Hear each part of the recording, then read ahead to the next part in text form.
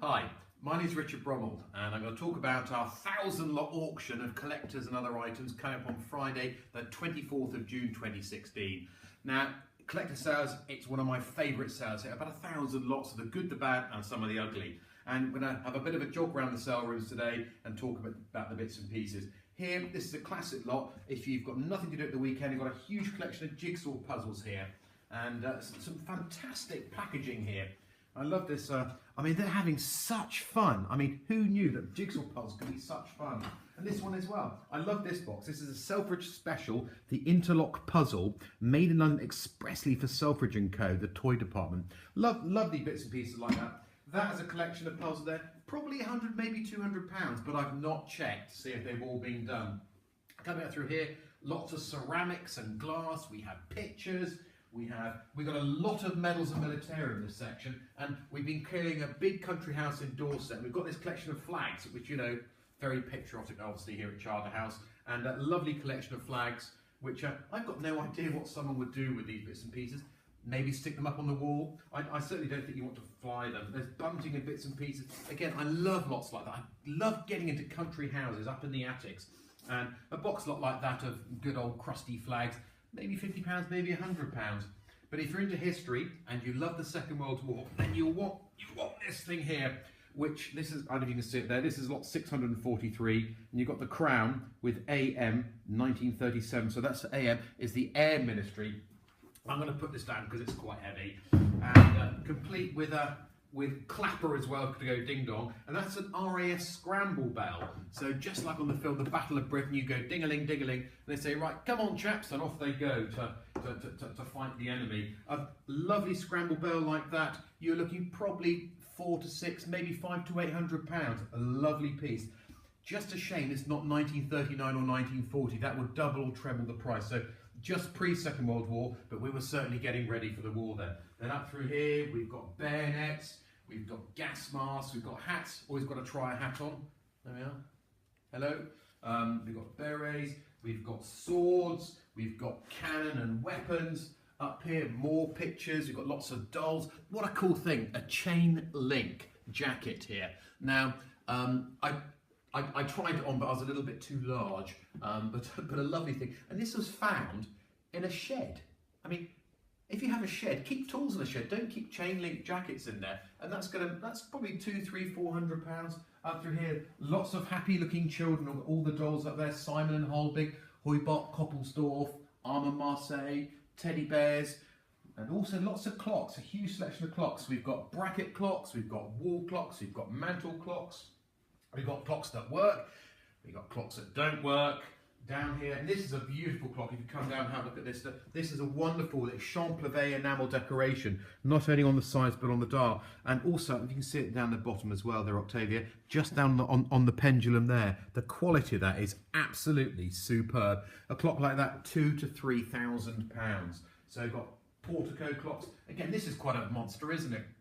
Classic sort of bit of Victorian madness. You've got this huge Gothic bracket clock, and complete with its bracket. Obviously it's upside down, and that strikes on 8 bells, and that goes off all night long, that does. And a clock like that, £1,500, maybe £2,000. Again, another very, very imposing clock. And down here we've got a letterbox here, you know, just the sort of thing which I mean, these days obviously I just send you a text, Snapchat, or even an email, but no, we don't tend to use snail mail quite so much. But obviously when you're in your country house, you would go down, do your correspondence and put it into your letterbox. Still a really cool thing, and these are very sought after these days, and that's probably £250 to £350. And then coming down through here, we've got another letterbox. We've got a collection of pipes. Now, I don't smoke a pipe. I don't smoke. But if I did smoke a pipe, a bit like the Carlsberg, if Carlsberg did pipes, they'd probably do one like that. It's a collection of Meerschaum and other pipes. Huge amount of items in here. And this is another really cool thing. I think this is fantastic. I only really like showing the cool things here. A lovely fire bucket from a country house again here. You've got the coronet with the initial underneath it. And again, that would have had sand in it, or could have carried water in the event of a fire, because of course the National Fire Service hasn't always been around, and that's just got a lovely patina to it. £100, maybe £150, somewhere in that region. And again, still from the country house again, is basically a drugs cabinet, or as we like to call them, an apothecary cabinet here. And you've got in here all your little sort of potions and tips and tricks. Again, this is before you'd have gone to your local doctor, and there's probably remedies in there that would basically sort out any ailments you've got. And for an apothecary cabinet like that, 3, 4, maybe £500. But through in the main sale room, we've got a huge amount of items again on collectors. And if you come up through here, we have thousands, literally thousands of model toys, trains, cars, you name it, we've got it. And just around here, I think this is one of the coolest lots in the sale.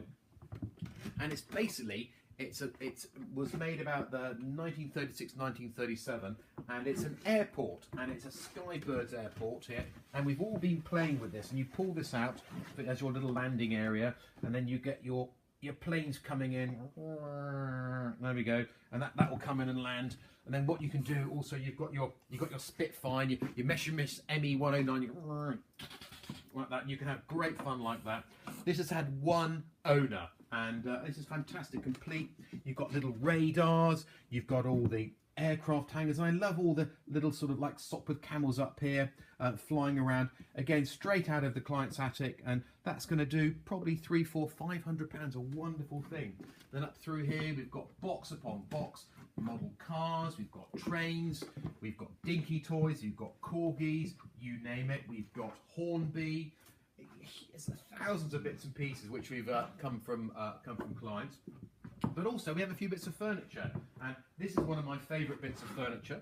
This has come from a deceased estate in Somerset, and this is a late 17th century Goanese tabletop cabinet here. Lovely little sort of, I don't know if you can see all the geometric decoration on the front here.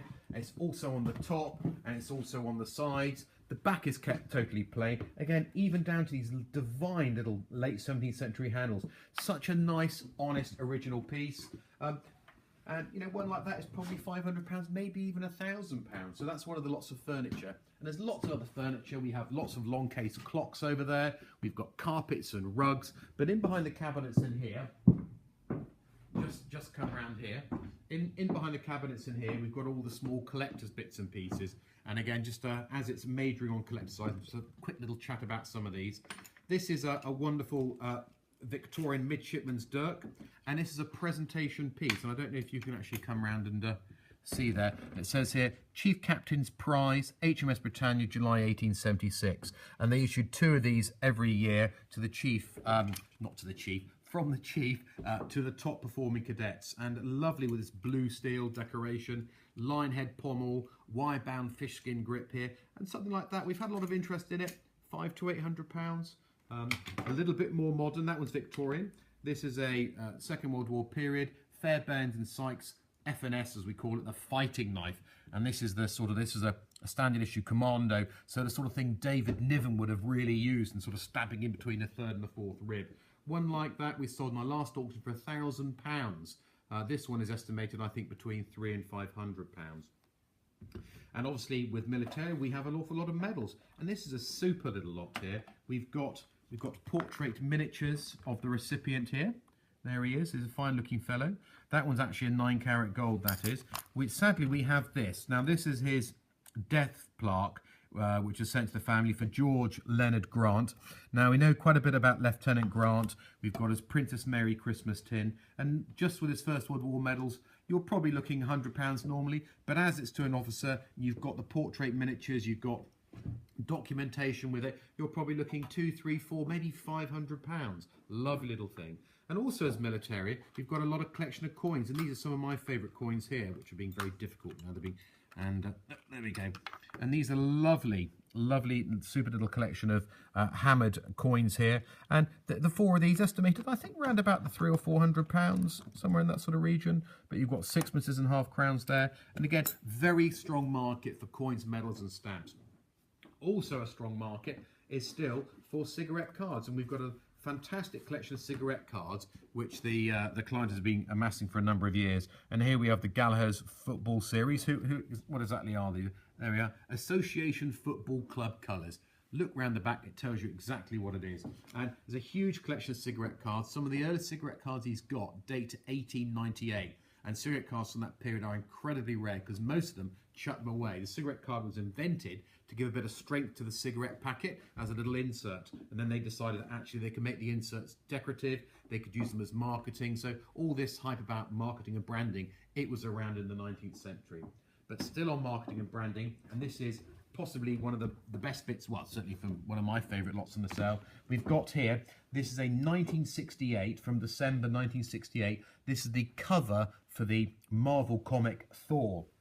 Now there's the mighty Thor, the owner of this, and she's had it since the early 1970s. For years, she thought this great big beast, this monster, that he was Thor, and she was very, very frightened. But in a latter year, she actually worked out, no, he's the monster, he's the baddie, and he's the goodie. Now, this is an original mock-up for the cover for issue 159 in December 1968.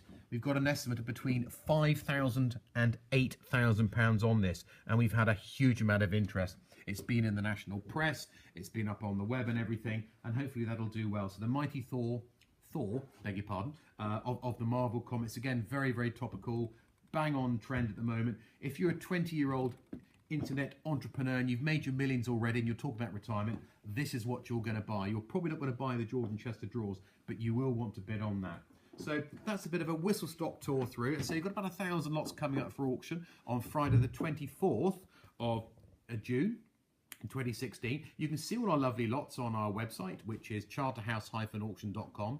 You can give us a buzz if you want some information on some of the lots you've seen today on 01935 812277, or ping us an email, info@charterhouse-auction.com, or, sorry, it seems like an awful lot of information to take in.